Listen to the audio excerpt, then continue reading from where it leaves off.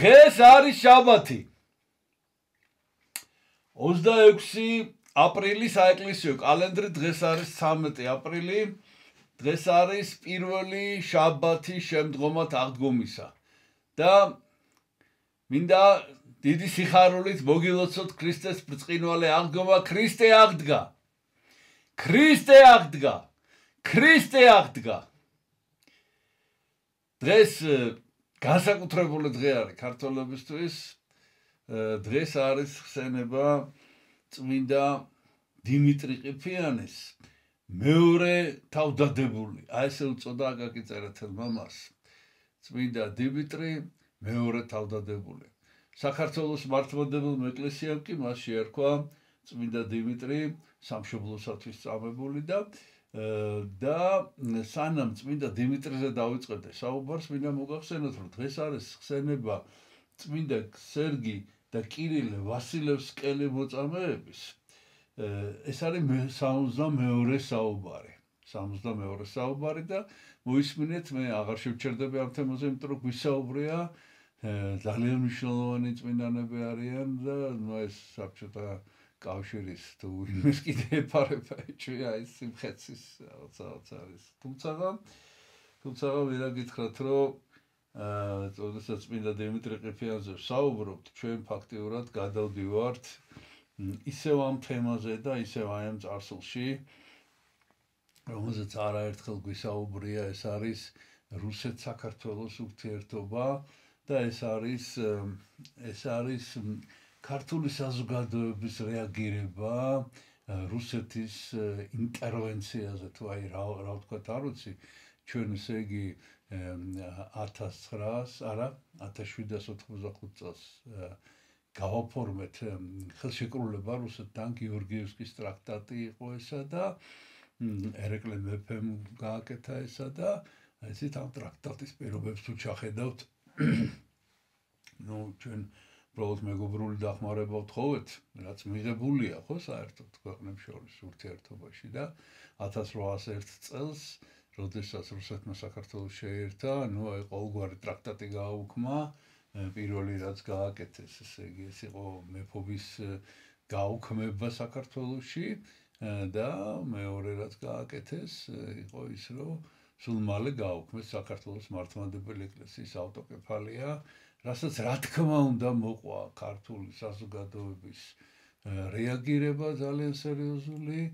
ეს იყო, ხა ჩვენ ამაზე შევჩერდებით და ვისაუბრებთ, ეს იყო 1818-20 წლების ეგრეთ წოდებული, როგორც ეწოდა იმერეთის აჯანყება, თუმცა ეს არ იყო მარტო იმერეთი, ეს იყო გურია და ჩვენ ამაზე ვისაუბრეთ, როდესაც ვისაუბრეთ წმინდა ევთვიმე გაენათელის ეს უახლახანს იყო ესა და ასევე წმინდა დოსითეოს ქუთათელის მოწამეობრივი აღსასრულის შესახებ და ჩვენ ფაქტიურად ამ თემას ვაგრძელებთ.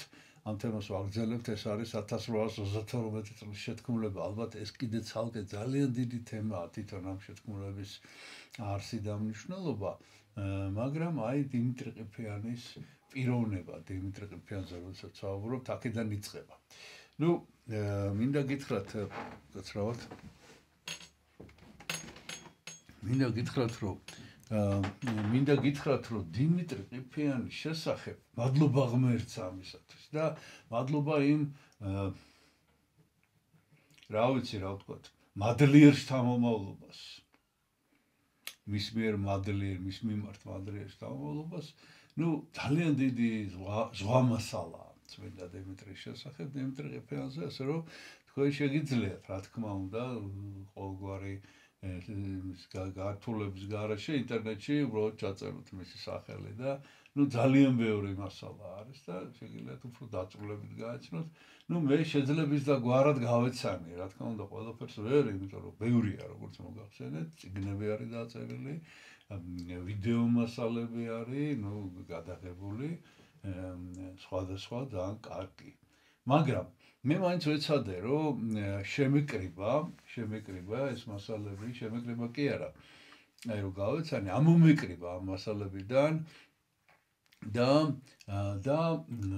არ ვიცი ხა, მე ვეცადე, რომ გამომერკვია მაინც რა არის მთავარი დიმიტრი ყიფიანის პიროვნებაში და რატომ მიიღო საქართველოს მართლმადიდებელმა ეკლესიამ 2007 წელს ეს გადაწყვეტილება ამ წმინდა სინოდის სხდომაზე, რომლის მონაწილეებიც ვიყავი და რატომ შერაცხა წმინდანად და განსაკუთრებით რატომ უწოდა სამშობლოსათვის წამებული. ძალიან მაღალი ტიტულია ესა და კიდევ მინდა გითხრათ, რომ ეს კიდევ ერთხელ გავემეორებ, აკაკი წერეთელის სიტყვებით არის გამაგრებული ესა, რომ დიმიტრი თავდადებულს შეადარა და უწოდა მეორე დიმიტრი თავდადებული საქართველოს ეკლესიის ისტორიაში. აი რა იყო ეს, რა მოვლენა იყო, როგორ მოხდა ესე და ესე იგი აი გადავიდეთ ახლა თვითონ და მინდა გითხრათ რომ ამოკრიფე ეს მასალები და დავწერე და თან წაგიკითხავთ ესე იგი ჩემი დაწერილია ეს ყველაფერი რასაც ახლა მოგახსენებთ. რატომ შეირაცხა და რატომ ეწოდა სამშობლოსათვის წამებული. ძალიან მოკლედ ამ კითხვას პასუხი თვითონ დიმიტრი თავდადებულმა გასცა, როდესაც 75 წლის დიმიტრი ყიფიანი რუსეთის იმპერატორის ბოლო განაჩენი, როდესაც მან მოისმინა მისი გადასახლების შესახებ.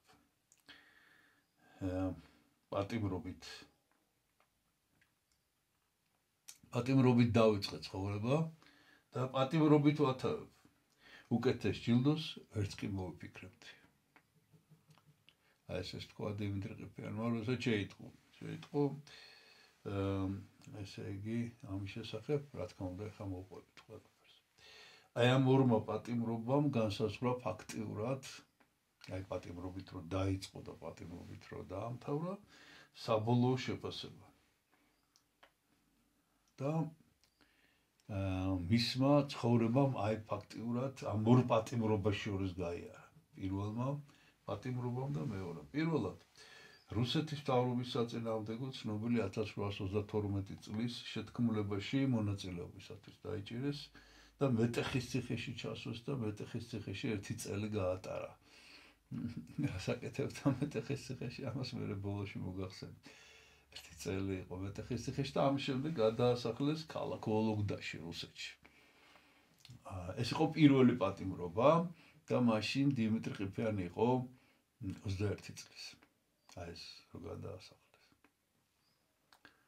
ესე იგი 1832 წლის შეთქმულებაში აქტიური მონაწილეობისათვის.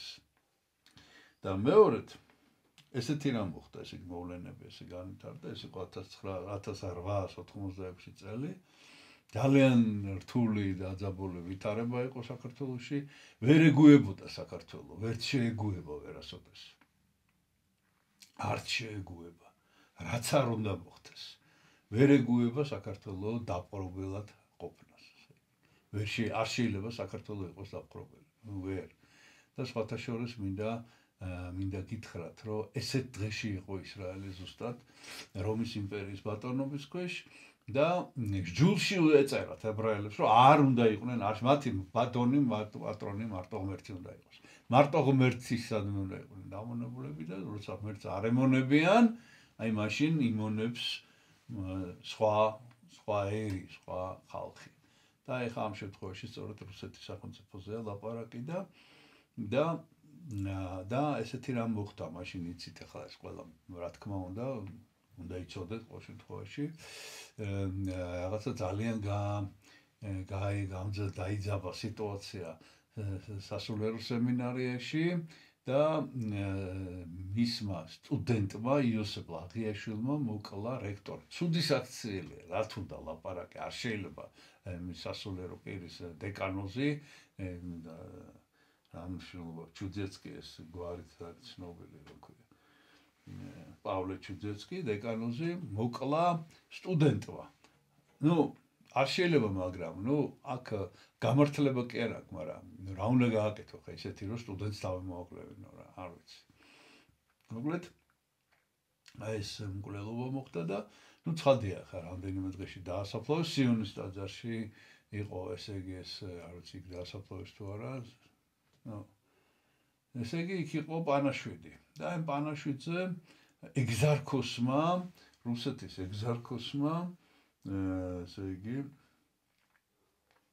პავლე ლებედევმა ამასაც პავლე ერქვა პავლე ლებედევმა წარმოთქვა სიტყვები ესე იგი ნახეთ როგორი სიტყვები ხა მე წაგიკითხავთ დაწყევლო სამუდამოდ შენი მკლავიცა ესე იგი რომელსაც მოკალი რა იოსებ ლაგიაშვილს მიმართავს და ის ოჯახიცა რომელმაც შობა იგი და რომელმაც დაბადა იგი და ის ქვეყანა რომელმაც გამოზარდა მკვლელი აი ეს იყო ის ცნობილი სიტყვები რომელიც ეგზარქოსმა პავლე ლებედევმა რომელთაც დაწყევლო ქართველები და აი ამ მოქმედების საპასუხოდ დიმიტრი ყიფიანმა მას მიწერა წერილი დიმიტრი ყიფიანმა რომელიც იმ დროს უკვე 75 წლის იყო და ფაქტობრივად აი ამის გარშემო ვსაუბრობთ ახლა ჩვენ ამის გარშემო ტრიალებთ ახლა მე წაგიკითხავთ ამ წერილს რა წერილიც მიწერა თქვენო უსამუდელო ესობავ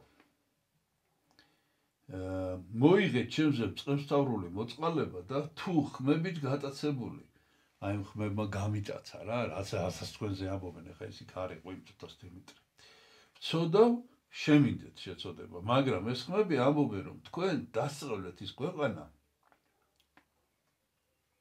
რომელშიც სამწყებსოდ ხართ მოწოდებული და რომელიც ამიტომ მარტოდეს სიყვარულსა და მოწყალებას მოელოდა თქვენგან როგორც ქრისტეს პირველმსახურისა და წარმომადგენელისაგან იგივე ხმები არ კმაყოფილდებიან რა თქვენი ღირსების ამგვარი შეურაცხყოფით იმასაც ამბობენ რომ ვითომ თქვენ განზრახვა გქონდეთ ბუდიში მოიხადოთ სამწყუს წინაშე უცოდველი სიტყვების გამო უცოდვილეს ანუ უცოდვილესი სიტყვების გამო რომელიც თქვენ წარმოგიდგონთ და თუ ყოველივე ეს მეუფეო მართალია თქვენი ხარისხის ღირსების გადარჩენა მხოლოდ იმით შეიძლება რომ შეურაცხყოფელი დაუყოვნებლივ გავიდეს შეურაცხყოფილი ქვეყნიდან ამას მოგახსენებთ თქვენ წმინდა გულით და წრფელი სურვილით თავიდან ააცილოს ქვეყანას ახალი დიდი შეწოდება თქვენი საბჭოს ერთი წევრი ანუ უარესი არ მოყვესო თუ თქვენ აქ დარჩებით ამას უარესი მოყვება რა ვიღაცამ შეიძლება იმაზეც აღმართოს მაგრამ ხელი ხო დაწყევლა ქვეყანა თუ ყოველივე ეს მართალი არ არის შემინდეთ და მიიღეთ ჩემზე თქვენი მწყემსტავრული ლოცვა-კურთხევა თქვენი მეუფეების მორჩილი მსახური დიმიტრი ივანეს-ყიფიანი ეგზარქოსმა ეხლა ამისი შეფასებას გავაკეთებთ ეხლა ჩვენ აი თავარი რა არის აი თუნდაც ამ წერილში რაღაც საოცარი თავშეკავება საოცარი თავდაბლობა საოცარი ეთიკა აი ვერაფერს ვერ ეტყვი რა უბრალოდ უკმაყოფილება ყოველგვარი განკითხვის გარეშე ხო ნახეთ როგორი აი ეს იყო თავარი და დღესაც ესე უნდა იყოს ეს რომ აი როგორ უნდა იყოს დამპყრობლის მიმართ დამოკიდებულება არა აგრესიული მაგრამ პრინციპული და შეუწყნარებელი აი ამაზე მეტი რა უნდა ეთქვა ხო ქვეყანა უნდა დატოვოთ ერთადერთი რასაც თან ასეუნება თქვენი ღირსების გადარჩენა რა ერთადერთი რასაც შეუძლია რომ ქვეყანა დატოვოთ ხო და აი ასე ცხოვრობდა დიმიტრი ყიფიანი და ფაქტიურად ის უამრავი აი ჩამოგითვლით მე საქმე რაც გააკეთა საქართველოსთვის აი ასეთნაირად გააკეთა ასეთნაირი თავშეკავებით აი ეს ქონდა რაღაც საოცარი არ ვიცი ქართული სიტყვა სიდარბაისლე და აი ამ სიდარბაისლით აი ეს იყო დარბაისელი ადამიანი რა პირდაპირ შინაარსობითაც და მე ეგზარქოსმა ესე იგი უპასუხა წერილზე მიწერა წერილი იმიტომ რომ ძალიან დიდი პიროვნება იყო და ძალიან იმ დროინდელ საქართველოში ერთ-ერთი ცენტრალური პიროვნება იყო და მიწერა წერილი და უარყო რომ არ მithქვამსო ესეც საოცარი ამბავი მოწყალეო ხელმწიფო დიმიტრი ივანეს-ძე ჩემთვის გაუგებარია ცხადეს რუსულად არის მიწერბოწერა ჩემთვის გაუგებარი თქვენი აღმატებულების 8 ივნისის წერილზე მოვალედ რაც თქვენი წერილი ჩემთვის გაუგებარია მოვალედ რაც ჩემ თავს გიპასუხოთ თქვენ რომ ჩემი ღირსების დამცირებად თვლი რაიმე შენიშნა გავაკეთო იმ უაზრო ხმებზე ჩემი სიტყვა დეკანოზის კუბოსთან უკვე დაბეჭდილია კავკაზის 139 ნომერში. ჩემი სიტყვა დაბეჭდილია და არ არის არავით არის წყევლა ამას ამბობს. რომლებსაც თქვენ იხსენებთ თქვენს წერილში. თქვენი აღმოტებულების უმორჩილესი მსახური პავლე მთავარეპისკოპოსი ეგზარქოსი საქართველოს. არა უკაც არ დამწყვლია. ესე იგი ეს ნიშნავს რომ უკან დაიხია პავლე ცხადია, მაგრამ მიუხედავად ამ უკან დახევისა, იმპერატორი ალექსანდრე მესამე არის მაშინ რუსეთის იმპერატორი და მისი ბრძანებით დიმიტრი ყიფიანი გადააყენეს თანამდებობიდან, აყარეს მოქალაქეობრივი უფლებები და გადაასახლეს სტავროპოლში, ქალაქ სტავროპოლში, რუსეთში, სადაც 1887 წლის 24-25 ოქტომბრის ღამეს 24-დან 25 რო თენდებოდა, დაქირავებული მკვლელები მიუგზავნეს, სახელებიც ვიცით, რაში გვჭირდება, მაგრამ გრიგოლ სტრეპეტოვი და თევდორე შულგინი. იმაჟინეთ დაქირავებული მკვლელები კიდე რა. ხო და მოაკვლევინეს. მოაკვლევინეს ჩამოვიდა საქართველოში ეს თავზარდამცემი ამბავი ისი მკვლელობის შესახებ. ცხადია ახლა იქაც ყოველგვარი იმის რა ქვია უკან დახევით რომ თვითონ გარდაიცვალა თუ თავი დაარტყა თუ რაღაცა თავი ქონდა გატეხილი ქვით ხელფეხი შეკრული და გაუჩეჩქეს თავი გავწქვით თუ რაღაცა ბლაგვის აგნით და ეს თავის ქალი ყვის ლები ქონდა სულ დამტრეული რომ ჩამოასვენოს. ხო და აი ხა ესე იგი ჩვენ ვისაუბროთ ამის შესახებ. რა გააკეთა ჯერ პირველ რიგში დიმიტრი ყიფიანმა ისეთი, რომ აი ესეთი სასჯელი დაიმსახურა. ნახეთ როგორ მოკლეს დაქირავებული მკვლელები მიუგზავნეს პატიმრობაში მყოფ ადამიანს. და სინამდვილეში აი რა მოხდა? წერილი მიწერა რა, ხო? აი ფაქტურად ეს იყო წერილი მიწერა ამ ეგზარქოს და უთხოვა ქვეყნის დატოვება. ეხლა დიდი საქმე ეხლა ვიღაცა წერილს წერს, ვიღაცა ქვეყნის დატოვებას თხოვს და შეკიდე ამოფრო არ ყოფილა ესა და არაფერი, თითქოს კონფლიქტზე ისიც არ მოდიოდა ეს ეგზარქოსი. ერთი ვიღაცა არ იყო ეს ვინც წერილს წერდა, ძალიან მაღალი თანამდებობის პირი იყო თვითონ რუსულ სისტემაში. აი ეს ამაზე უნდა ვისაუბროთ ახლა. და მეორეც ერთი ესე იგი რა იყო ეს მიზეზი? რა სიკვდილით რატო დასაჯეს თან ასეთი ფარული დაჯდა სიკვდილით რა. ხო შეიძლება მიესაჯა, ვერ მიუსჯიდნენ, ვერ აი ეს იყო თავარი ამბავი დიმიტრი ყიფიანის ცხოვრებაში, რომ ვერაფერზე ვერ მოედავებოდა. მიწერა წერილი, არაფერი ამ წერილში ისეთი არ არის, რომ ოფიციალურად სასიკვდილო განაჩენი გამოეტანა და მიუხედავად ამისა, მაინც სიკვდილით დასაჯეს. ესე იგი, აი ამ კითხვაზე პასუხის გასაცემად, რატო დასაჯეს ასეთნაირად დიმიტრი ყიფიანი? კიდევ ერთი შეკითხვა უნდა დავსვათ და იმ კითხვას უნდა გავცეთ პირველ რიგში პასუხი. ეს არის პირველი პატიმრობის შესახებ. იმიტომ რომ თვითონ თქვა ხო, რომ ეს ამ ორ პატიმრობას შორის იყო მისი ცხოვრება, ესე დაიწყო და ესე დაამთავრა და აი რა იყო ეს პირველი პატიმრობა? ესე იგი დიმიტრი ყიფიანმა დაამთავრა, ბავშვი იყო, ხო, მე აღარ შევჩერდები მის ბიოგრაფიაზე, იმიტომ რომ იმდენი არის ამაზე დაწერილი და შეგიძლიათ ეს ყველაფერი ნახოთ, როგორ დაიბადა, როგორ ადრე დაობლდა და როგორ უფროსმა ძმამ აიღო მეურვეობა მის შესახებ და ჯერ სასულიერო სასწავლებელი დაამთავრა და შემდეგ კი სასულიერო ესე იგი კლასიკური გიმნაზია. პირველი კლასიკური გიმნაზია დღეს ესე ქვია, ეს არის თავისუფლების მოედანთან ახლოს, ხაშეთის პირდაპირ პირველი სკოლა რა. ხო და ამას ადრე ერქვა კეთილშობილთა სასწავლებელი, რომელიც დაარსა პავლე ეს სახელი ესე იგი დღეს ფიგურირებს ყველგან.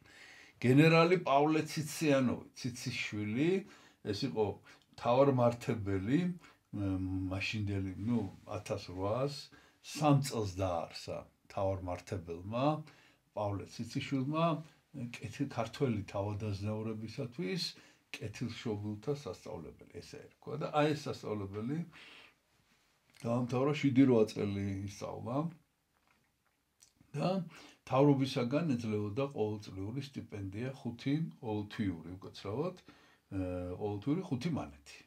მაშინ ეს ახლა რაღაც ხელშესახები თანხა იყო და ამ სასწავლებელში მასთან ერთად სწავლობდა ნიკოლოზ ბარათაშვილი, ერთად სწავლობდნენ. და მათი მასწავლებელი იყო სოლომონ დოდაშვილი.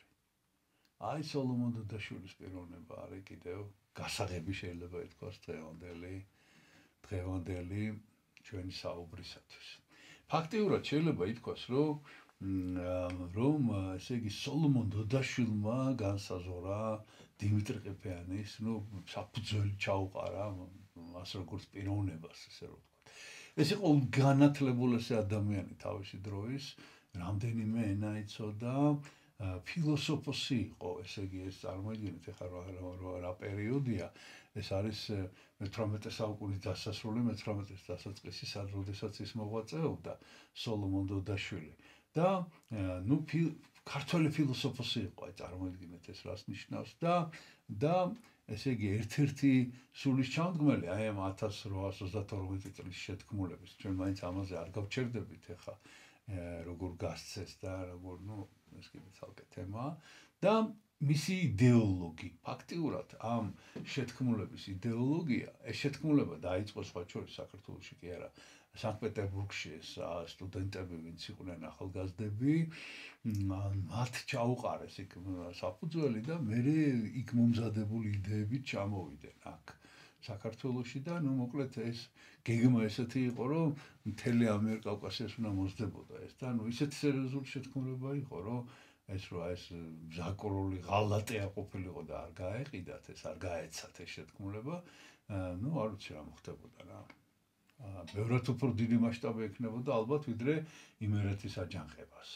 ოღონდ ეს აჯანყება არ ქვია ამას იმიტომ რომ ეს შეთქმულება მოკლედ დაასმინეს და დააპატიმრეს შეთქმულების მოთავეები და აი აქედან იწყება ესე იგი შეიძლება ითქვას ყველაფერი რომ ყველა ესე იგი რაღაც ესე ისაუბრეს იმსჯელეს ამ შეთქმულების შესახებ ამ რუსმა თავკაცებმა და გადაწყვიტეს რომ არ გამახვილონ ამაზე ყურადღება და მკაცრად არ დასაჯონ ამ შეთქმულების მონაწილეები და ესენი ყველანი გადაასახლეს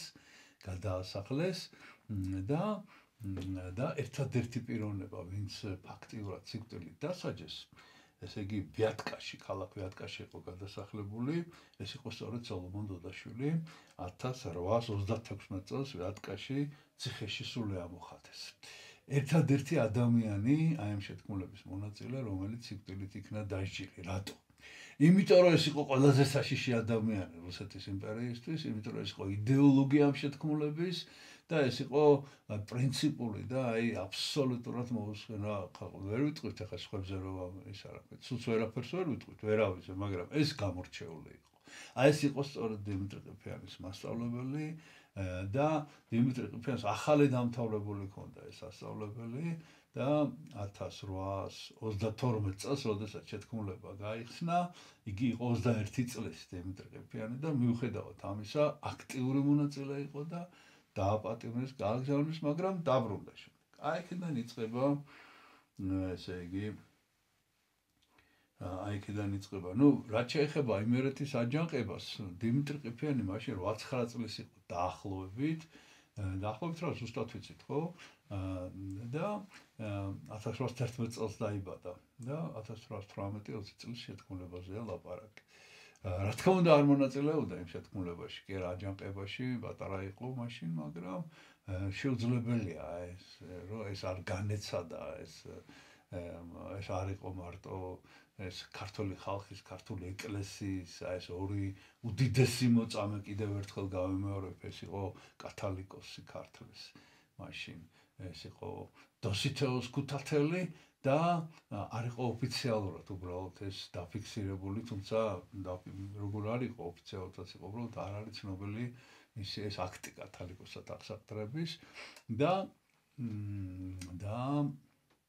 ეს იყო ეფთიმე გაენათელი, ეს ორი პიროვნება მხეცურად მოკლეს, მხეცურად ტომრები გადააფარეს თავზე და ჩვენ ამაზე გვისაუბრია და ეხლა ეს წარმოიდგინეთ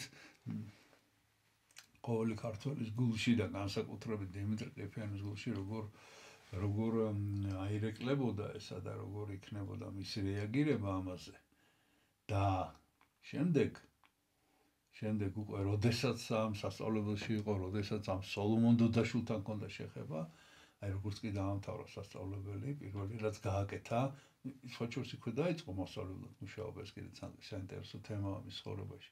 ამ სასწავლებელში და აი ჩაერთო ამ აჯანყებაში. და ნახეთ რა მოხდა მე. ესე იგი, ვოლოგდაში გადასახლებისთანავე 1833 წელს გადაასახლეს, ხო? აი ხა იწყება ძალიან საინტერესო ამბავი. პირველი რაც გააკეთა და გახდა სახელმწიფო მოხალე. დაიწყო მუშაობა, ესე იგი, გუბერნატორის კანცელარიაში და შემდეგ 1837 წელს საქართველოში როდესაც დაბრუნდა, სახელმწიფო და საზოგადოებრივ საქმიანობაში აქტიურად ჩაერთო. 1837-64 წლებში თანამშრომლობდა მთავარ მმართველის კანცელარიის სხვადასხვა მაღალ თანამდებობაზე. კავკასიის სოფლის მეურნეობის საზოგადოების ვიცე-პრეზიდენტი იყო, მეფის ნაცვლის საბჭოს წევრი. აქტიურად მუშაობდა ბატონყმობის გაუქმებაში. 1864-70 წლებში თბილისის გუბერნატორის თავადაზნაური გუბერნატორი იყო თბილისის გუბერნატორი, თავადაზნაურობის წინამძღოლი, სამეგრელოს მთავრის ქონება მამულის მეურვე.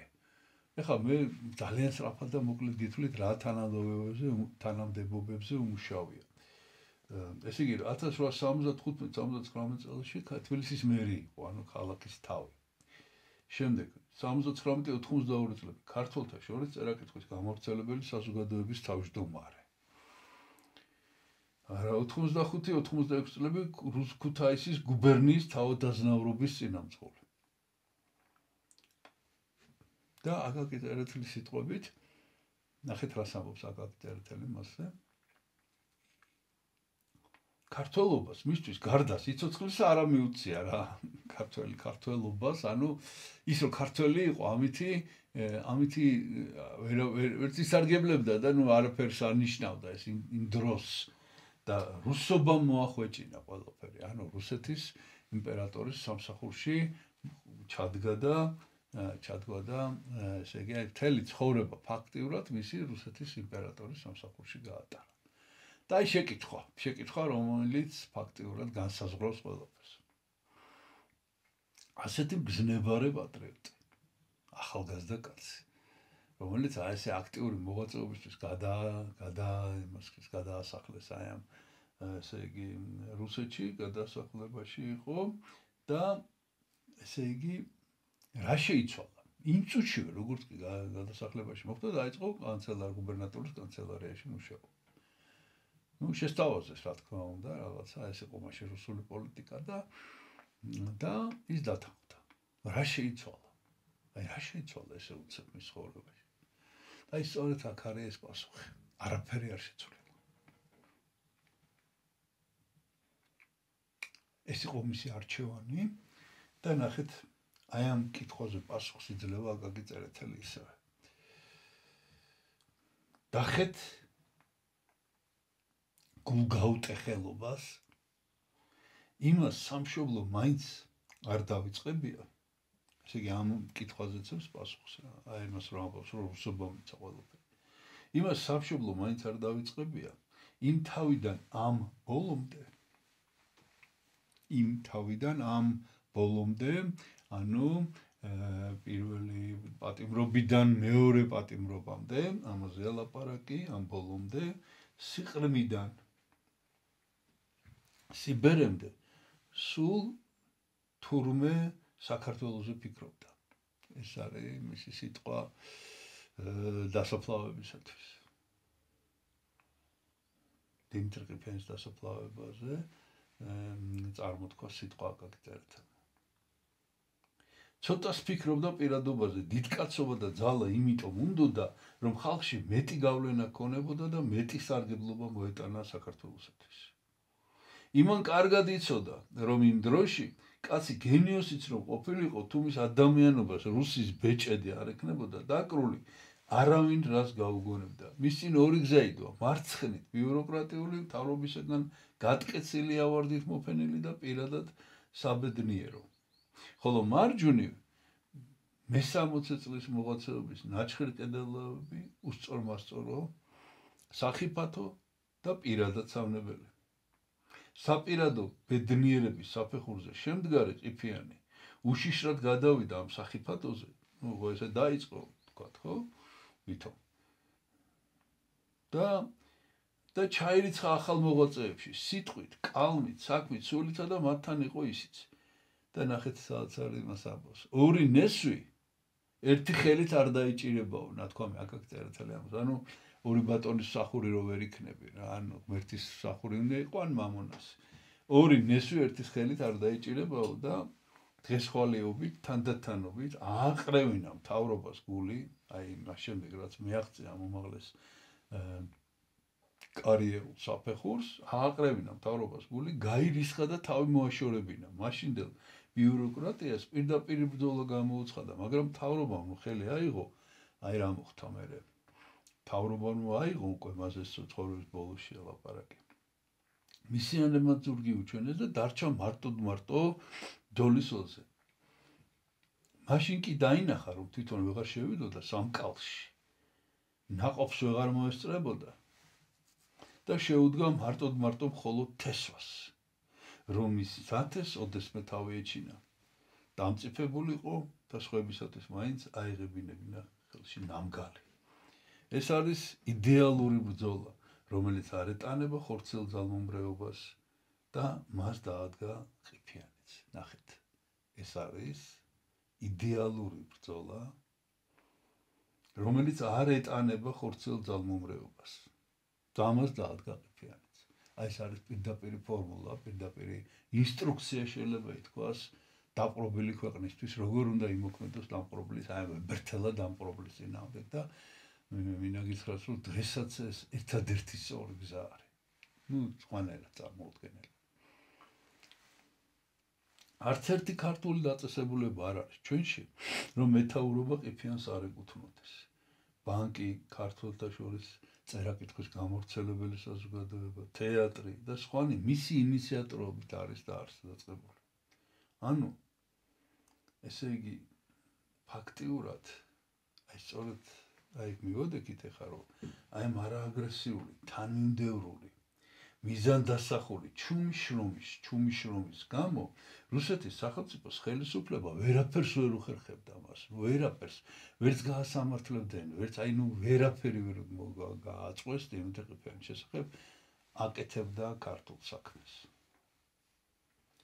და ფაქტიურად პასუხიც აქ არის კითხვაზე, როგორც კი მიეცათ, აი რატო ასეთნაირად რატო დასაჯეს სიკვდილი, როგორც კი მიეცათ საბაბი ეს წერილი რომ დაწერა, აი ამ წერილის გამო გადაასახლეს, აი სხვა ვერაფერი ვერ მოიფიქრეს და იქ კი დაქირავული მკვლელები მიუგზავნეს და სასიკვდილო განაჩენი გამოუტანეს ასეთნაირი, თავიდან მოიშორეს, უბრალოდ თავიდან მოიშორეს 75 წელს დიმიტრი ყიფიანი, იმიტომ რომ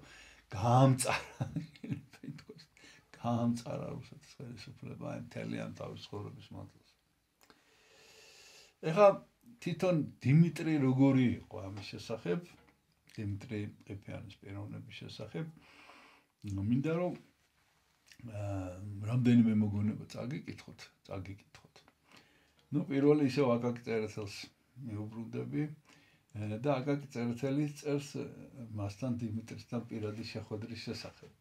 და არაფერი, მოკლედ მინდა მოგიყვეთ, იმიტომ რომ შეუძლებელია მთლიანად ამ ყველაფერს. ერთ საუბარში კი არა, აი რაღაც ერთ სივრცეში ჩატევა იმ ხელა პიროვნება. ერთხელ ქუთაისს მივდიოდი რკინიგზით, აკაკი იგონებს. და მესამე კლასი რო გავიარე, მესამე კლასის, ესე იგი ხო სხვადასხვა ბიზნეს კლასი არ ერქვა მაშინ, მაგრამ ესე მესამე კლასში. მოუჯეკ დავინახე, იქ შევხვდი დიმიტრი ყიფიანს. მოუჯეკ გვერდით, მეტად დაღონებული იყო. ბევრი რამ შემომჩივლა და სხვათა შორის მითხრა, ფართხალო, მაგრამ ფართხალსაც ძალა უნდა და მე კი შემომაკლდაო. მაშინ ქუთაისში გუბერნიის მარშალი უნდა აერჩიათ და შევეკითხე, იმერეთის მარშლობას არ იკისრებთ მეთქი? რატომ არა? მაგრამ ხელმოკლედ ვარ, საშუალება არ მაქვს და უქონლობა დიდი ხელის შემშლელიაო. რომ საშუალებაც გამოგიძებნოთ მეთქი? მაშინ დიდი სიამოვნებით მომცა სიტყვა და გამითავე. ჩავედი ქუთაისში, მივაშურე ახალ თაობის მეთაურს, გადავეცი ჩემი განზრახვა, შევკრიბეთ იმღავეს მეკენჭეები, ანუ ხმის მიმცემები ვინც არიან ამ დროს. ხმამიც უნდა მისცეს და გადავესით გულში ნადები იმერლები დიდის თანაგრძნობით მიეგებენ ამბობს გარდა ერთი-ორი ჩინოვნიკისა, მაგრამ ისინი რაღაც გახდებოდნენ. შედეგი ის იყო, რომ ერთხმად არჩეულ იქნა დიმიტრი ყიფიანი და ჯამაგირი 400 თუმანი დაენიშნა. იმერეთში რომ ჩამოვიდა ყიფიანი, არ ვიცი რას გამოველოდენ მისგან იმერლები, მაგრამ ძალიან აღტაცების კი დაუხდნენ. მთელი დღე ლიტანიობდნენ. სხვათა შორის ჩასვეს ფაეტონში, თვითონაც ჩასხდნენ ფაეტონებში და ვაშას სახელით სამჯერ შემოატარეს ირგვლივ ბულვარი. მთელი ქალაქი საყურებლად გამოვიდა. ამან გაამხნევა მოხუცი, გაუახლა მაწილური ოცნებები 2 წლით ადრე მის სიკვდილამდე. და ბევრს რამეს უკად დაიმერეთ. იმას ეგონა თუ ის რაც აღმოსავლეთ საქართველოში ვერ ნახა ადვილად მოეპოვებოდა დასავლეთში და ხნეთ შეუდგა საქმეს, მაგრამ ეს სოფელი განა დიდხანს ვინმეს ახარებს. მხანებში გულმოსულმა ეგზარქოსმა რექტორის სიკვდილის გამო შეაჩვენა ქართველობა იმ წირვაზე, ეხა ნახეთ რას ამბობს. თუმცა აქაც ძნელია რაღაცის თქმა, ძნელია. რას ამბობს აკაკი წერეთელი. თუმცა იმ წირვაზე ქართველი დიდებულებიც იყვნენ, მაგრამ კლინტიც არ დაუძრავთ და ყიფიანმა კი შორიდან მისწერა წმინდა მამას თვალებში მრისხანეს აყვედურე. ეს წერილი ჩაუვარდა მთავრობას ხელში, შეუკეცა წინანდელი უსიამოვნებაც, ანუ ზედ დაურთო წინანდელი ის რა უსიამოვნებაც მთავრობისთვის მიუყენებია და ავტორი ყიფიანი გადაასაკვეს სტავროპოლს პატიმრად. რას ამბობს ნახეთ. იცით რა, ეხლა მე რო წარმოვიდგინე სიმში დგანან ესენი, ეხლა ცხადია ეს ქართველი დიდებულები და დასაფლავება ამ თუ რაღაცა პანაშვიდი ცუდეცკის და ეს ამბობს ესე იგი ესეთ სიტყვას და უცებ ამბობს აი ამ წყევლის. ძალიან ძნელია ზუსტი რეაგირება იმ წუთშივე. რა თქმა უნდა, იქ შეიძლებოდა რომ ამა თქმა ამოეღოთ, რა თქმა უნდა, მაგრამ იცით რა, მღვდელმთავარი ლაპარაკობს რა, აი ესე მღვდელმთავარს პირდაპირ შეაწყვეტინო სიტყვა, იცით აი ძალიან დიდი სიფრთხილეა რომ ზუსტად გააკეთო ეს, ზუსტად. აი ეს ზუსტად გააკეთა დიმიტრი ყიფიანმა რამდენიმე დღის შემდეგ. რამდენიმე დღე იყო ეს მაისის ბოლოს იყო ეს მკვლელობა და შესაბამისად ეს პანაშვიდი და ივნისის პირველ რიცხვებში მიწერა ეს წერილი. მიწერა ხაშურიდან, იქ ხაშური არის დიმიტრი ყიფიანის ქალაქი და იქიდან მიწერა მოკლედ რა.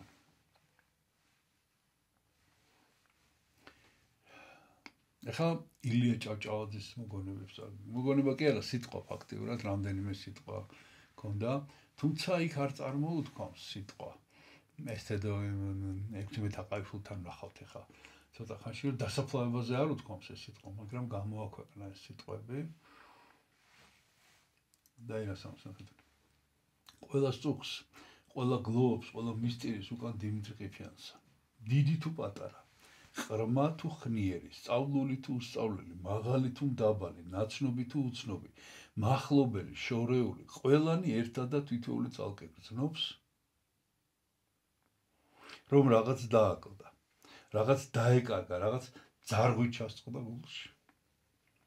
რა არის ყოველივე ამის მიზეზი? მისი ნამსახურობის ხარისხი? არა. რამდენი დიდხარისხოვანი სხვაცა ყოფილა და ეგრე საერთოდ კივრი გულის ტეხო არ დაუწყია. ესე იგი თანამდებობის სიმაღლე ამას გულისხმობს. მისი გამოჩენილი 8 წლი მეცნიერებაში? არა. უფრო დიდი 8 წლიანი კაცნი ყოფილან და გული ადამიანისა კი არ შეუპყრიათ გლოვითა და მწუხარებით ეგრე საერთოდ და საყოველთაოდ. მისი თავგამოდებული და ღირსახსოვარი გარჯამოძმეტათვის? არა. ამ სფეროშიაც მსჯობი არ დაელევა, მაგრამ აქაც გულს ადამიანისა შავები არ შეუმოსია გლოვის ნიშნად ასე საერთოდ და საყოველთაოდ. მაშინ რით აიხსნება იგი საიდუმლოება, რომ ჩვენი გული და სული კნესის და იხუთება დიმიტრი ყიფიანის დაკარგვის გამო. ფაქტიურად ეს არის ის კითხვა, რომელიც თავიდანვე დავსვით, ხო? აი რა არის ეს? სად არის გასაღები დიმიტრი ყიფიანის? მით, ანუ ეხა იწყებს ეს ამის ახსნას, რომ იგი იყო კაცი. რომელსაც გულში ჩაჭედული ქონდა რომ და აი ლექსებით გაწყობილი რაღაცა უცებ ნახეთ მით რომ გულში ჩაჭედული ქონდა რომ უნებურს გემოს სჯობია ნებითა უგემობანი ანუ ესე იგი უნებურს გემოს უნებურს ანუ შენგან დამოუკიდებლად გემოს თავს მოხვეულს ანუ თავმოხვეულ სიკეთეს უპოვარება ჯობია საკუთარი ნებით იგი იყო კაცი რომელიც სიყმაწვილის დღიდანვე ბოლო ჟამამდე სამართალი მიუძღოდა და მიუძღოდა ეთქვა ჩემი ნავი ნაღვლი ზღვასა შევაცურე სარგებელად ან დავითქმი ან მარგალიც ამოვიღებ ვიგდებ ხელად საკუთარი ნებით ან ყველაფერი ან არაფერი ესე იგი მე სათავარ რომ აი ჩემ ნაღლის ზღვაში შევაცურო ჩემი ნავი და ან დავინთქმები ან ბოლომდე შევეწირები ან ამოვიღებ იმ მარგალეთს იგი იყო კაცი რომელსაც სიყმაწვილის დღიდანვე ბოლო ჟამამდე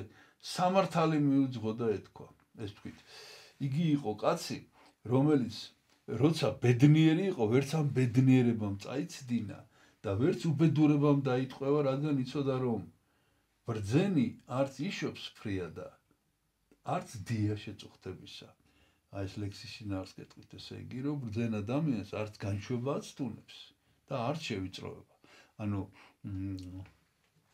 ვერც კეთილდღეობამ აცდუნა და ვერც აი ამ შევიწროებამ ესე იგი შეაცვლევინა თავისი განზრახვა ესეთი ადამიანი იყო იგი იყო კაცი რომელსაც რჯულად ჰქონდა შეთვისებული რომ სჯობს სიგლახაკე სიმართლით ცრუს დიდსა გამდიდრებასა რომ მართალი კაცის სიღარიბე უკეთესია სჯობს სიცრუით გამდიდრებული ადამიანის კეთილდღეობას შემდეგ იგი იყო კაცი რომელსაც ცხოვრების საგზლად ერთი საჭირნახულო მცნება ჰქონდა აი მთელი ცხოვრება ერთი მცნებით ცხოვრობდა სჯობს ტყუილით ქვეყოფნასა ზესიმართლით ავიბარგო ანუ ტყუილი ქვეყოფნა ანუ მიწიერი ცხოვრება ტყუილში გავატარო ამას მირჩევნია სიმართლით მიწიერ ცხოვრებაზე უარიფა და ზეციურ ცხოვრება გავაქცევ ერთმა ჩვენმა მეგობარმა გვითხრა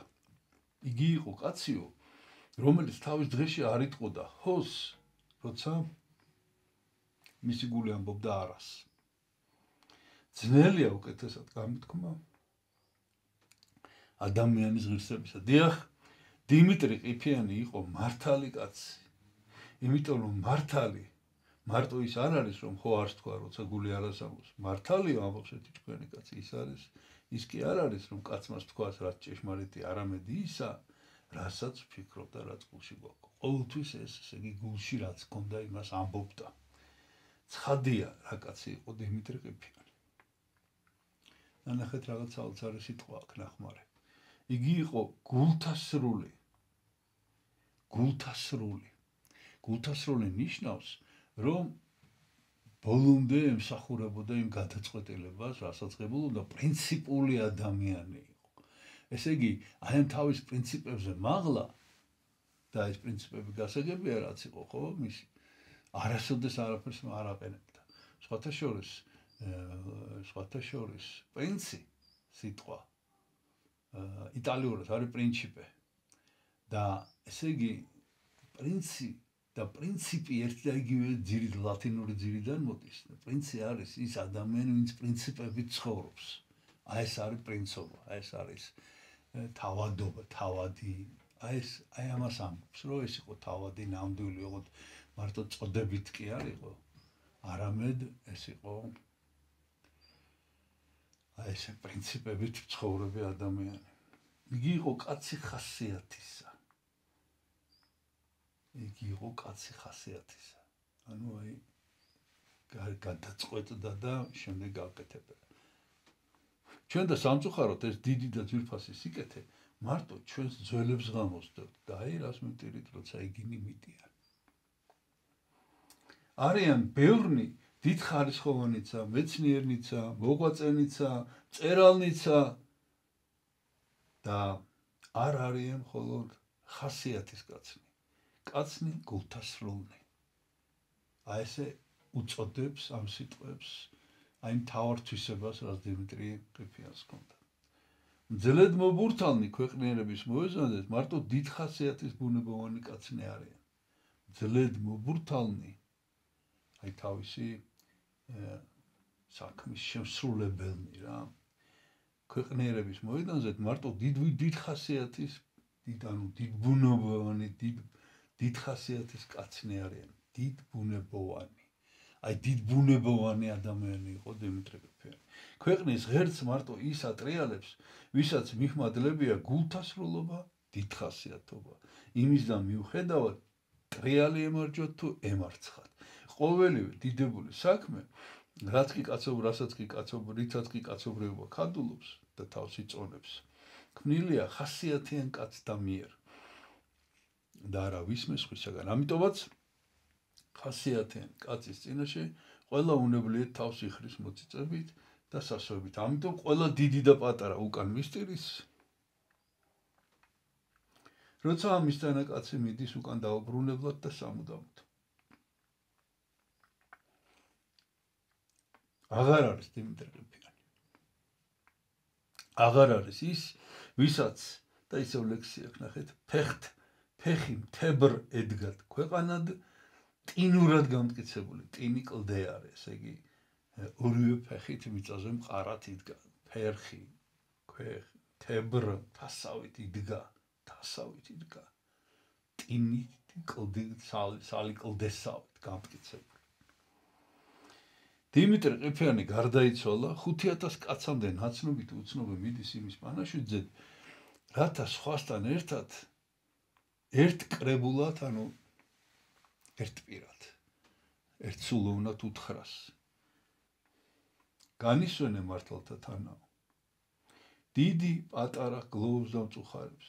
ამის მნახოს, ყოველს ამის მსმენელს უნებლიეთ გაუელვებს ფიქრის ჩანს ეს კაცი ყოფილა რა.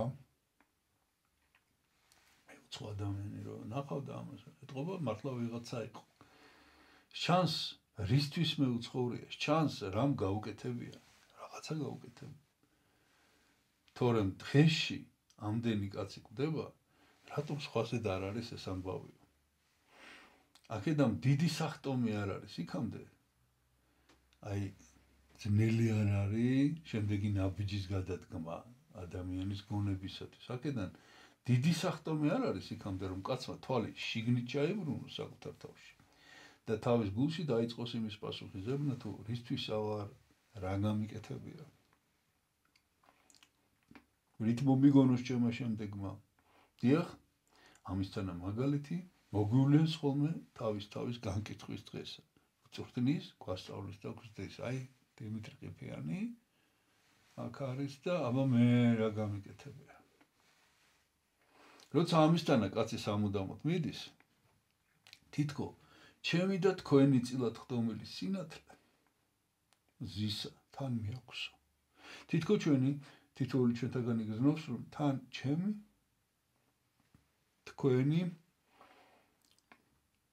ჩემი თქვენი ბედნიერება წაიღო. თითქოს გრძნობთ, რომ ამისთანა კაცთან ერთად ჩვენს საკუთარ ბედნიერებასაც ვყარგავთ. ამის შემდეგ რაღა საკვირველია, რომ მივტირით ამ დაკარგულს ბედნიერებას. ეს არის ილია ჭავჭავაძის სიტყვა. რამდენიმე სიტყვა იყო და მე ამოვკრიფე იქიდან. ეხლა ექვთიმე თაყაიშვილის მინდა ესეც წაგიკითხოთ პირდაპირ. დიმიტრი ყიფიანის დასაფლავება აქ აღწერილი. უნივერსიტეტი რომ გავათავე, თბილისში ჩამოვედი ეს სანქტ-პეტერბურგზე ლაპარაკი და ლათინური ენის მასწავლებლად დავდექი სათავადაზნაურო სასწავლებელში. იგივე სასწავლებელზე ლაპარაკი. ერთი თვეც არ იყო გასული, რომ ამბავი მოვიდა სტავროპოლში დიმიტრი ყიფიანი იმუქრესო. ეს იყო 1897 წლის 24-25 როგორც მოგახსენეთ ოქტომბერი. ამან რა თქმა უნდა თავზარი დაგვცა ყველას და მთელი ქართველობა აღელვა გადაწყვიტეს ჩამოესვენებინათ ცხედარი და საკადრისი პატივით დაემარხათ მთაწმინდაზე. ამის მოსაწყობად შედგა კომისია, რომელშიც რა თქმა უნდა ილია ჭავჭავაძე დიდ მონაწილეობას იღებდა. მთავრობის მიერ დაყრდნილი ხმავით დიმიტრი ყიფიანი გაძარცვის მიზნით მოეკლათ, არავის არ ასჯერებდა. ყველა დარწმუნებული იყო, რომ იგი რუსული ხელისუფლების აგენტების მიერ იყო მოგული. კომისიაში ამირჩიეს მეც. ვინ დამასახელა აღარ მახსოვს, მაგრამ საერთოდ მაშინ უკვე ყველა ასეთ კომისიებში მასახელებდნენ ხოლმე. იმიტომ რომ ცოტა იყო ასარჩევი ადამიანები, როგორც თავდაბალი ესეც. გეუბნებით თაყაიშვილი. კომისიაში სულ 15 კაცი იქნებოდა, მაგრამ ამასთანავე დამხმარე საუარებელი მყოფდა. შევიმუშავეთ დაკრძალვის გეგმა. ჭირის უფლობა იკისრა განსვენებულის ნათესავმა დავით ყიფიანმა, ცნობილმა მოღვაწემ და კარგმა კაცმა. თბილისში დიდად მიღებულმა ნოტარიუსმა. ილია ჭავჭავაძის, ივანე პოლტორაცკის, ალექსანდრე ჯაბადარისა და სხვათა მეგობარმა. ოფიციალური მიმოწერა, ნებართვის მიღება და სხვა ასეთი რამეები სულ მას დაეკისრა.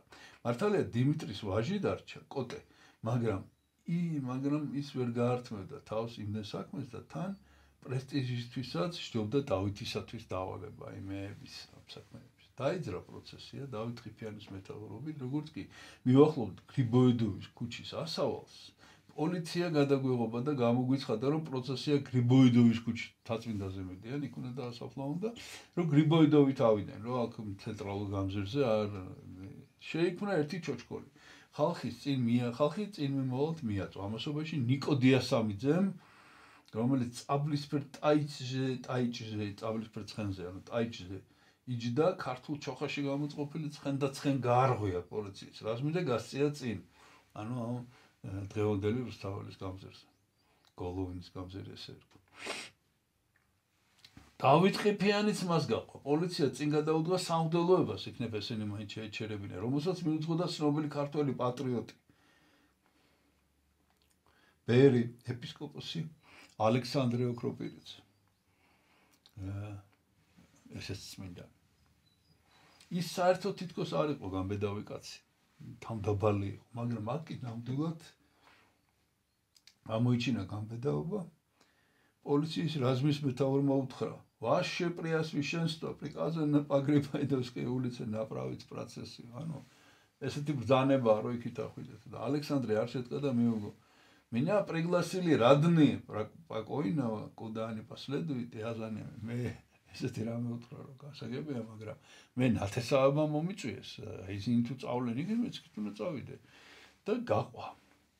და მისი შეჩერება შემოსილი იყო ეს, შემოსილი მდელთორი შეჩერება პოლიციამ აღარ გაბედა, თან ხალხიც მიაწვა, გაარღვია პოლიციელთა წყება და მედგრად გასწია წინ, მთელს პროსპექტზე გაემართა უზარმაზარი პროცესი. სასახლეს, ანუ მთავრობის სასახლეს რომ მივახლოვდნენ, განგებს შეაჩერეს ცხედარი და მიცვალებულის ლოცვა გადაიხადეს პანაშვილი, სპეციალურად, დემონსტრატულად. სასახლიდან არავის გამოუხედავს. მაშინ მთავარმართებლად იყო დონდუკოვ კორსაკოვი. სხვათა შორის ამას ბრალდება პირადად დიმიტრი ყიფიანის ყოლობა, იმიტომ რომ 45 გვერდიანი მხილება ქონდა უკვე დაწერილი, იქ წერდა გადასახლებაში რომ გადაასახლეს. ამას წერდა ამაზე, ესე იგი მისი სამხილებელი მასალები იყო და ამბობენ რომ ეს იყო ვინც მიუგზავნა, რა ვიცი, ხალხს გაიგე. და ამბობენ რომ იმ დღეს ის არ იყო სასახლეში, ეს დონდუკოვი თავისი ცოლის პანაშვიდზე წავიდაო ზემოთ წმინდა ნინოს სახელობის ქალთა გიმნაზიის ეკლესიაში. სასახლიდან დაძრული პროცესია მოედანზე გავლით ავიდა სოლოლაკის ქუჩაზე, მერე შემოუხვია პეტრედიდის ქუჩაზე, ხოლო იქიდან ერმოლოვის ქუჩით ავიდა მთაწმინდაზე. ანუ ეს წრე გააკეთეს. თავშლების მოედანზე მივიდნენ და იქიდან მერე სოლოლაკს აუყვენ და იქიდან უკან წამოვიდა მერე მთაწმინდისკენ. ცხედარს დავით ყიფიანთან ერთად მიყვებოდნენ ილია ჭავჭავაძე, აკაკი წერეთელი, სხვა პოეტები და მწერლები. მიყვებოდა, რა თქმა უნდა, განსვენებულის მთელი ოჯახიც. საფლავზე პირველი სიტყვა წარმოთქვა აკაკი წერეთელმა, რომელმაც დიმიტრი ყიფიანი გამოაცხადა საქართველოს მეორე დიმიტრი თავდადებულად. და რა თქმა უნდა, დიდი შთაბეჭდილებაც მოახდინა. ის ცნობილი მშვენიერი ლექსი რომ აქვს, ცაფირის ხმელეთზე მოხდა ამას წაგიკითხვა თხოვში. მაშინ არ უთქვამს. მერე დაწერა. დიმიტრი ყიფიანსკი გულისხმობდა შიქ ამ ლექსში. ამ ამ ლექსით დავამთავრებ მე დღეს საუბარს. მოელოდენ ილიას სიტყვასაც, მაგრამ მას არაფერი უთქვამს. ისე კი გვითხრა რამდენიმე ადამიანს, რა ამბავსა თქვენ ჩვენ აქ უყურებთ, ამას არავის არის სიტყვა არ სჯობია. ეს მთელი ქართველობა შეკრებილი. მართლაც უამრავი ხალხი იყო და გრძელვაზე მოსული. ნამდვილად მთელი საქართველო. ილიას სიტყვით არ გამოსულა, ზოგმა მის სიფრთხილეს მიაწერა, ისიც კი გაიხსენეს, რომ ერთ დროს მას ყიფიანთან პოლემიკა ჰქონდა, მაგრამ ერთიც და მეორეც რა თქმა უნდა ცილისწამება იყო. ამრიგად ეს გრანდიოზული პროცესია, დიდი და გაბედული დემონსტრაცია იყო ქართველი ერისა ცარიზმის რეჟიმის წინააღმდეგ. მან ძლიერი შთაბეჭდილება მოახდინა ქართველობაზე და ერთგვარ საგმონებელში ჩააგდო ხელისუფალდა. მეორე დღეს მთავარ მართებელმა მოიწვია საბჭოს სხდომა და თათბირობდნენ თუ რითი ეპასუხათ ამ გამოუთქმელ დემონსტრაციაზე. 10 და დიდი გამოსვლის შემდეგ დაასკვნეს, რომ რეპრესია დემონსტრაციის მომწყობთა მიმართ და კიდევ მეტ გართულებას, ესე იგი რეპრესია დემონსტრაციის მომწყობთა მიმართ კიდევ მეტ გართულებას გამოიწვევს, რაც მოხდა პოლიციის განცხადების მიმართ უბრალო წინააღმდეგობა ჩათვალეს, ჭირისუფალი დავით ყიფიანი კი 6 მანეთით დააჯარიმეს და ამით გათოვდა საქმე.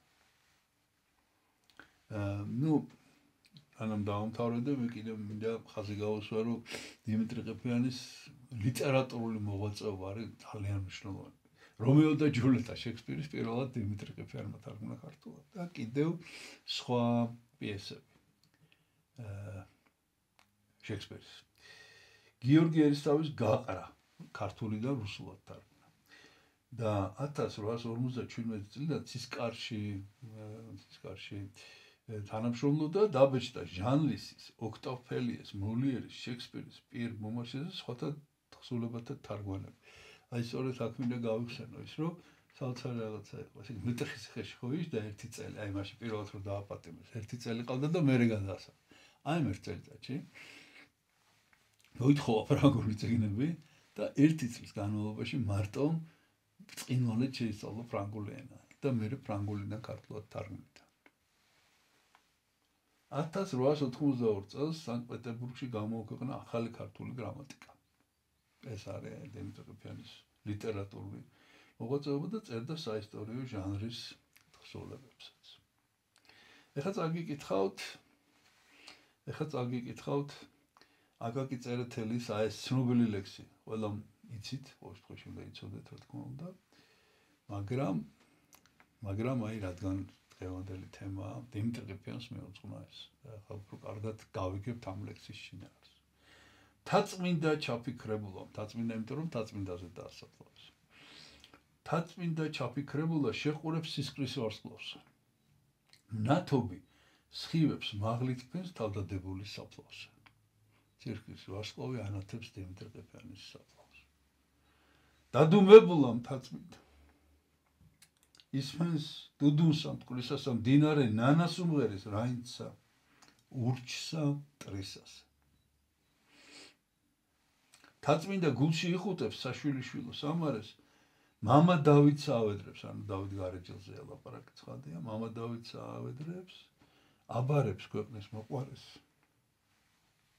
გოსანი გრძნობა ნარევი, გრძნობა მორევი თვალს ავლებს არემარესა და გულის პასუხს ნარნარად უმღერის ტურფა მხარესა. გოსანი, ანუ ამ შემთხვევაში გულისხმება დიმიტრი ყიფიანი, გოსანი გრძნობა მორევით, როგორ პასუხობს დიმიტრი ყიფიანი. ამას თვალს ავლებს იქიდან თაწმინდიდან არემარესა და გულის პასუხს ნარნარად უმღერის ტურფა მხარესა. და ეხლა იწყება დიმიტრი ყიფიანის სიტყვები, აკაკი წერეთელის მიერ აი რა სიტყოდა დიმიტრი ყიფიანი. ცაფირუს ხმელეთ ზურმუხტო ჩემო სამშობლო მხარეო. სნეული დაუბრუნებულ ვარ, კურნალა ჩემი ყარეო. ეს იგი ლაპარაკია აი ბოლოს ამ სტავროპოლიდან აქეთ განმოსვენებაზე. ვერავიტანე ობლობა. სისხლის ცრემლები ღვარეო. აი ეს დავგატეხელი ის ტვინიო ესე ილია ამბობს ერთ ადგილას, რომ ის ტვინიო, რომელთაც აი ამ დენი რამე შექმნაო, ზედ გადაასხესო თავზე. წამძლია სულმა და გულმა შენს ნახვას დავეჩქარეო. იმიტომ რომ ერთადერთი გზა ეხა საქართველოში დაბრუნების სოვანი 75 წლის კაცია სუსტი ჯანმრთელობით და ალბათ ეს ამასაც ფიქრობდა რომ მეც საქართველოს ალბათ ვერ ნახავდა და აი ეს იყო წამძლიაო სულმაო და შენს ნახვას დავეჩქარო. აი ესეთნაირად დაბრუნდა უკაცრავად ეს რო ღელოთ. წინ მომეგებენ ღიმილი ჩემი მზე, შენი მთვარეო. გუნდი და გუნდი ვარ სკლავი, მოკაშკაშ მოელვარეო.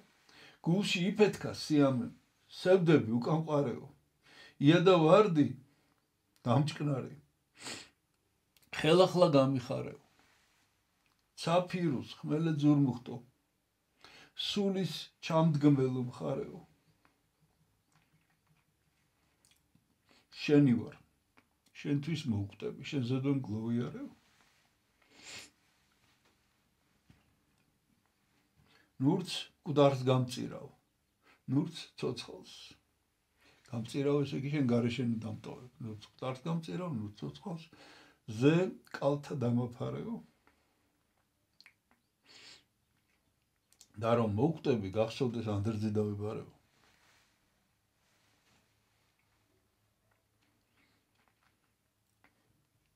დედაშვილობო. ბევრს არ გთხოვ. შენს მიწას მიმაბარეო. ცაფირუს ხმელე ძურმუხტო ჩემო სამშობლო მხარეო. აი ფაქტიურად აი აკაკი წერეთელმა გამოთქვა ეს ჰიმნი. აი ეს იყო აი ეს თავარი წითელი ხაზი დიმიტრი ყიფიანის ცხოვრებაში. აი ესეთი პიროვნება იყო და იცით რა სამშობლო ბევრ ადამიანს უყვარს რა თქმა უნდა. მაგრამ აქ საქმე ის არის რომ ეს სწორედ აი თასავით იდგა. ეს მოახერხა მან. თასავით იდგა როგორც აი სალიკლდის წვივები ქონდა თითქოს აი ესე მყარად და აკეთებდა ამ საქმეს. აკეთებდა. აი ეს ყველას არ შეუძლია. აი ესეთი დიდბუნებოვანი, აი ესეთი რა ვიცი რა სიტყვები თქვა ხო ილია ჭავჭავაძე. ესეთი ხასიათის კაცი, აი იტყოდა და გააკეთებდა რა. და რამდენი რამე გააკეთა საქართველოსთვის. ეხლა გაჩვენებთ, ფოტოებიც გვაქვს, სხვა შორის ბევრი არ აქვს ეს ფოტოები და აი ეს არის შედარებით რაც შემორჩა კარგი ხარისხით. აი ეს არის დიმიტრი ყიფიანი და კიდევ აი ეს გავადიდე ცოტა ეს ფოტო, აი ეს არის დიმიტრი ყიფიანი.